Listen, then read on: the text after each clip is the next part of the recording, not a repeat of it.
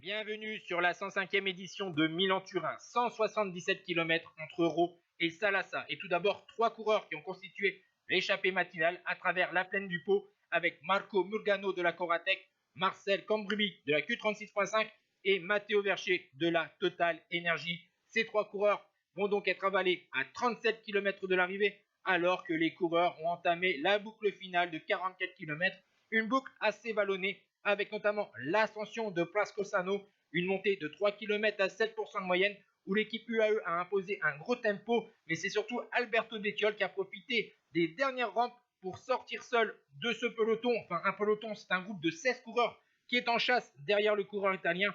16 coureurs avec notamment 5 coureurs de la formation Bora. Son avance est montée jusqu'à 40 secondes sur ce groupe de chasse. L'écart va se réduire à une quinzaine de secondes au passage de la dernière difficulté du jour. Derrière, toujours l'équipe Bora avec notamment Bob Jungels. Cette équipe essaye de s'organiser pour revenir dans les 3 derniers kilomètres en faux plat montant sur Alberto Bettiol. Mais dans le groupe de chasse, on pense surtout maintenant à s'attaquer pour tenter de revenir sur le coureur italien vainqueur du Tour des Flandres en 2019.